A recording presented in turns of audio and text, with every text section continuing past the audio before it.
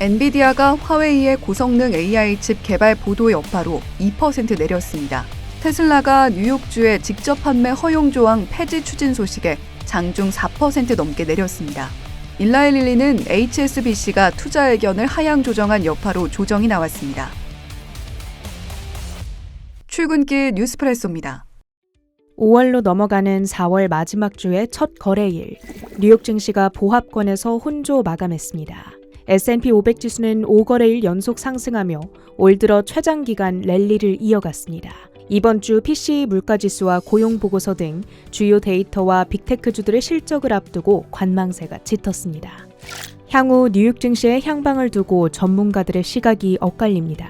간밤에는 월가의 대표적인 비관론자로 유명한 모건 스탠리의 마이크 윌슨이 목소리를 냈는데요. 특히 그가 미증시에 대한 강세론을 제기한 점이 이목을 끕니다. 많은 이들이 미국 예외주의 시대가 끝났다고 주장하는 가운데 여전히 미국 시장이 더 나은 투자처임을 강조했습니다. 기업들의 실적 변동성이 덜하고 전반적 품질이 더 높다는 점을 근거로 들었으며 특히 최근의 약달러 현상이 실적을 견인하는 효과를 가져올 거란 분석입니다. 한편 바클레이즈의 시각은 다릅니다. 미국 경기 침체 가능성이 높아지고 있다며 위험자산 비중을 줄이라고 권고했는데요. 아제이 라자 다크샤 연구 책임자는 최근 주식시장이 어느 정도 손실을 만회했지만 투자자들이 지나치게 낙관적이라고 지적했습니다. 특히 미국 평균 관세율이 2024년에 비해 10배가량 급등할 거란 점을 강조하며 비록 아직까지는 고용과 GDP 등의 하드 데이터들이 상대적으로 잘 버티고 있지만 향후 몇 분기 내 급격히 둔화한 뒤 침체에 진입할 것으로 전망했습니다. 이번 주 M7 빅테크주들의 실적 발표가 여럿 대기 중입니다. 현지 시간 수요일 마이크로소프트와 메타, 목요일 애플과 아마존의 성적표를 받아들 텐데요. 애플의 경우 한 자릿수 중반대의 매출 증가를 기록할 거란 분석입니다. 전분기 서비스 부문의 매출 증가로 아이폰 판매 부진 악재가 상쇄된 바 있죠. 이번 분기 주된 관전 포인트는 미중 간 무역 긴장으로 인한 관세 이슈와 애플 AI 인텔리전스 등이 미칠 영향입니다. 비스포크에 따르면 애플은 과거 90%의 확률로 예상을 상회하는 실적을 발표했습니다. 테슬라는 미국 뉴욕주 민주당 의원들이 테슬라의 직접 판매 허용 조항을 폐지하려 한다는 소식에 장중 4% 이상 낙폭을 벌렸습니다. 뉴욕주에서는 자동차 제조사가 딜러를 거치지 않고 고객에게 직접 차량을 판매하는 것이 금지됩니다. 그동안 테슬라에게만 예외적으로 직접 판매가 허용돼 왔죠. 머스크 CEO의 정치 활동에 불만을 품은 의원들이 특혜 폐지를 주장하는 겁니다. 다만 반발 매수 심리 또한 여전하기에 장중 하락을 뒤로하고 결국 상승 전환했습니다. 4월 30일 미국 시간 기준 내일 모레면 트럼프 대통령이 취임한 지 100일이 됩니다. CNBC에서 트럼프 2기 출범 이후 최고 혹은 최악의 주가 흐름을 보인 종목들을 취합했는데요. 최고의 수익률을 기록한 종목은 팔란티어, 트럼프 트레이드의 대장주로 부상하며 57%의 상승률을 기록했습니다. 머스크와 트럼프가 추진하는 정부 효율화 프로젝트의 수혜 기대감이 주가를 견인했죠. 다만 앞으로의 흐름을 두고 월가에서는 신중한 분위기입니다. 투자 의견 컨센서스는 보유, 목표 주가 평균치는 지금보다 18% 낮은 수준에 형성됩니다. 워렌 버핏이 작년 말 애플을 팔고 매수한 도미노 피자, 미국 안에서는 물가 부담으로 사람들이 외식을 줄이며 매출이 줄었는데요. 해외 매출이 실적을 받들며 1분기 호실적을 달성했습니다. 한 달 전 칩스법 보조금 불발 우려에 주가가 반토막 났던 반도체 제조사 울프스피드, 5월 8일 3분기 실적 발표를 앞두고 26%대 급등했습니다. IBM은 향후 5년간 미국의 1,500억 달러, 우리 돈 200조 원가량을 투자해 양자 컴퓨터를 생산하는 등 미국의 컴퓨팅 분야 선도 지위를 지원하겠다는 계획을 밝혔습니다.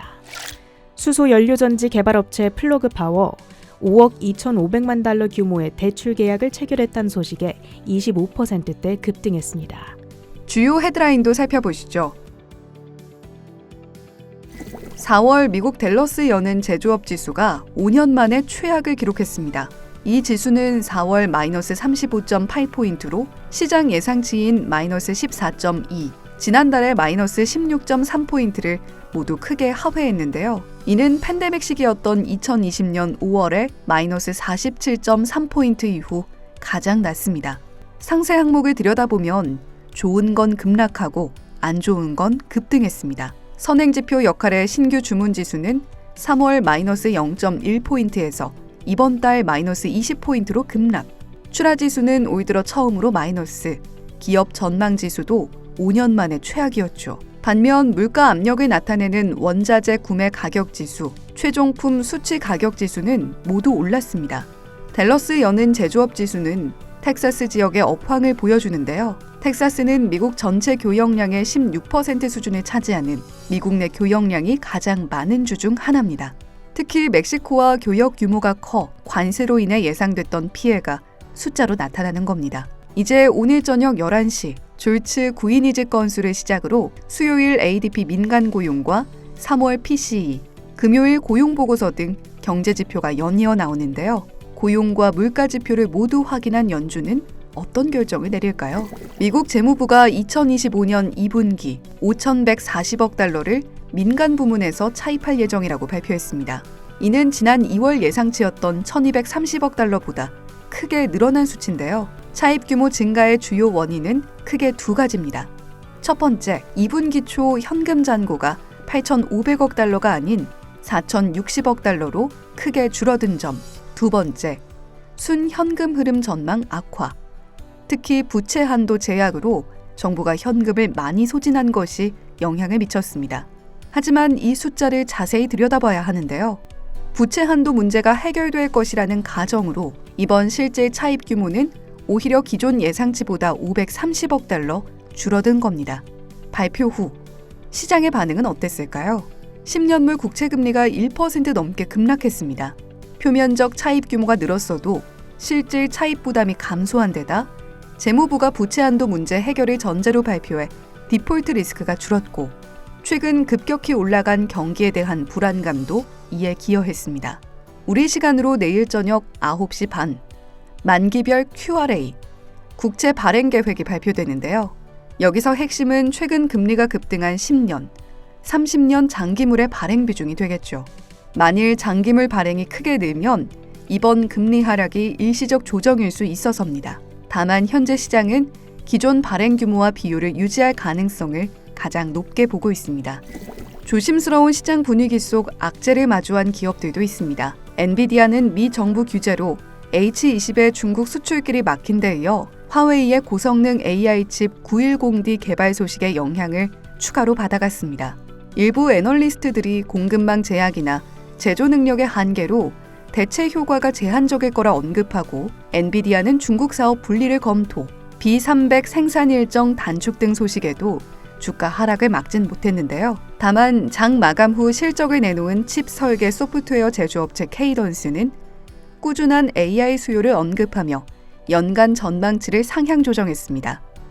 반면 올 들어 13% 넘게 상승해온 일라이릴리는 HSBC 애널리스트 라제시 쿠마르가 현재 경제 환경은 멀티플 높은 주식에게 불리하고 먹는 비만 당뇨 치료제 오포글리프론에 대한 기대도 과장되어 있다며 투자 의견 축소, 목표가를 1,150달러에서 700달러로 하향했습니다. 일라이릴리는 오는 5월 1일 실적을 발표합니다. 미중 무역 협상이 다시 교착 상태에 접어듦에 따라 WTI 원유 선물이 1.5% 내린 62.05달러에 거래를 마쳤습니다. ECB 정책위원이 중립금리보다 낮은 금리 인하를 배제하지 않는다고 밝히면서 달러 인덱스가 다시 98.9로 급락했습니다. 달러와 국채금리 약세에 금이 1.9% 올랐습니다. 한때 3,360달러를 돌파하기도 했습니다. 출근길 뉴스프레소였습니다.